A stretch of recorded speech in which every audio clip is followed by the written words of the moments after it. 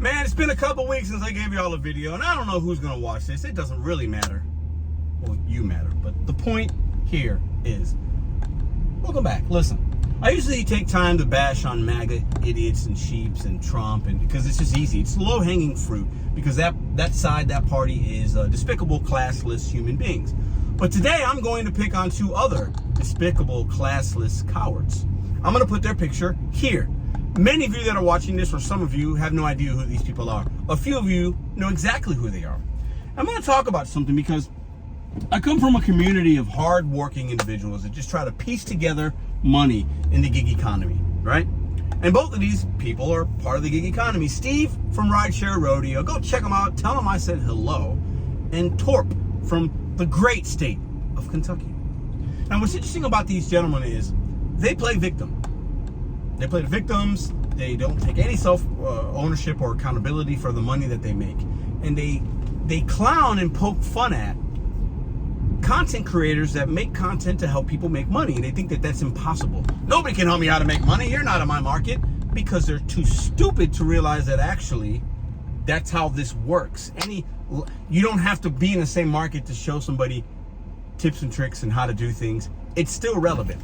And they get mad and poke fun. Torp in his latest video made fun of Kim's side money plan, somebody that I've met personally. This is going to be a little bit painful, but the message is what I'm responding to, not the voice. If it was the voice, I would simply just squeeze the life out of myself. You need to hear this. I just cracked exactly why some dashers... It's a growing channel that helps people with her perspective, and she hustles and works really hard. Now, what's interesting is Steve has aligned himself, the guy with the glasses, I think, the really old, dirty-looking dude. He aligns himself, well, they're both old and dirty and ugly and dirty. He aligns himself with Torp when he did a show with Kim. He's done shows and events with me. And it's gotten so bad for Steve from Rideshare Rodeo that now he's such a groupie for attention and wants everybody to like him, that when anybody gives him any kind of attention, because usually his podcast has like 10 people watching on YouTube. And I've gone to Podbean when he was spreading lies and misinformation about me when he didn't think I was listening. And he had like 7 people in there. So I'm giving him a lot more credit than he deserves, because he's just kind of a coward and kind of a bitch, if I'm being honest with you. But what's interesting is he has aligned himself with somebody that's going to disrespect people that have helped him grow his channel. You know, I paid for the event that he did in Colorado. He couldn't even get the backing on his own. He had to use me. And I gave him $1,000 to put the event together that he did in Colorado, that he talks about, that's his claim to fame. I paid for that.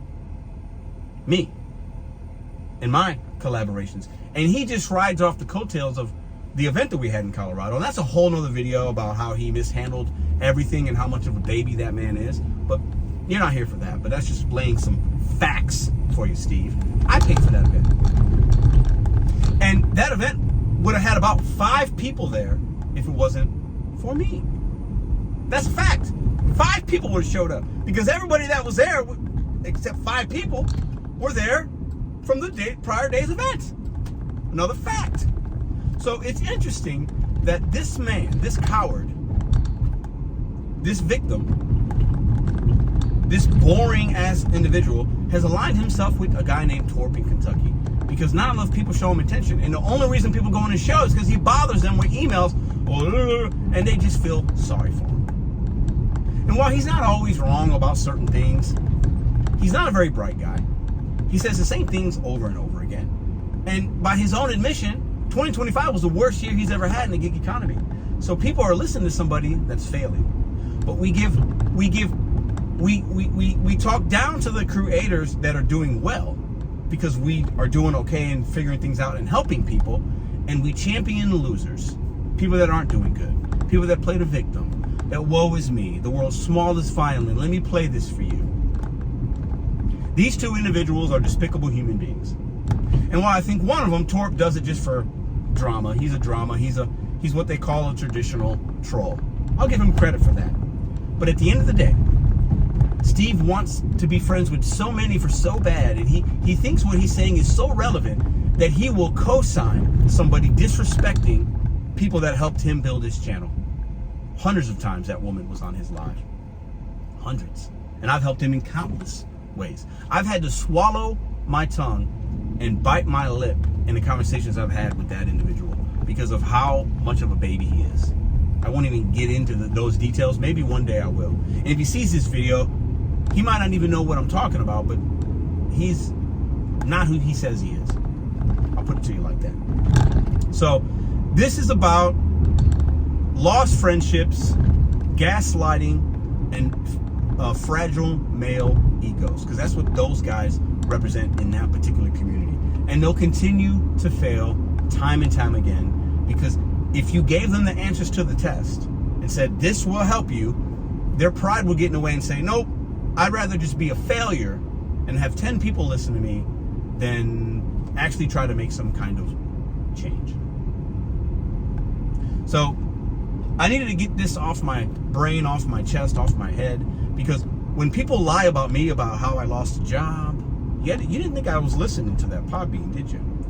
About how, he had a guy on a couple years ago, Jeffrey Thomas Black. Some of y'all might remember that. Talked a whole bunch of junk and spread lies and misinformation about me, about my earnings, talked trash on Kim. And Steve didn't even defend either of his, at that point we were friends, colleagues, because he didn't have the balls to stand up to somebody that was spreading lies and information. Hey, Stephen Torp, I have balls. When you lie about me to make yourself feel better about you, I'm going to call you out on it. And I'm going to do it time and time again. You guys are cowards. And nobody is watching and listening to you guys. Because you're boring and you offer the same repetitive rinse and repeat information. The same way you guys talk crap about us, drop off, pick up, I can't teach any, it's the same time. You're talking about the same 3 or 4 news topics in the gig economy. How much you hate AI, how the apps are bad, and how Waymo sucks.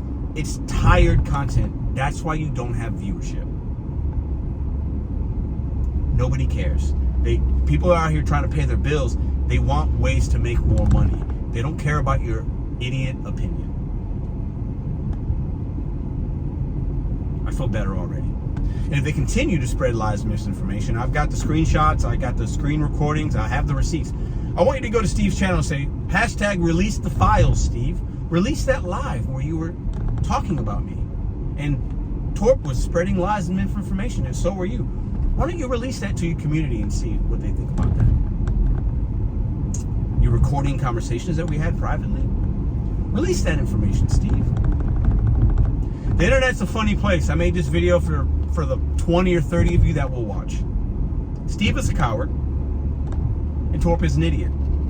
They deserve each other. And if you keep talking about me and other content creators that are respected in the way that you're gonna disrespect a woman, Kim from New Jersey. That's how low you guys have gotten. You're gonna disrespect her, and your little people, the minions in the chat, the losers, the people that can't figure it out. So it makes you feel better to be around losers. That's what those comment sections are. You're picking on a woman now, Steve. That's what you're co-signing, a person that helped you do the live shows for like 2 years. That's now you're gonna co-sign with this guy. You should be ashamed of yourself as a man. I'm pulling your man card. That's despicable, disgusting behavior. So keep talking. I'm gonna keep responding. I don't think you guys understand what I know, and I don't think you didn't think I was listening. You thought you could get away with things. What you do when nobody is looking, or you think nobody's looking, or you think you can delete, that is the true measure of your character. And I just publicly called you out on it. I paid for your event because you couldn't figure it out on your own. And nobody would have been there if it wasn't for me. You're an idiot. I'm shameful that I ever considered you a friend.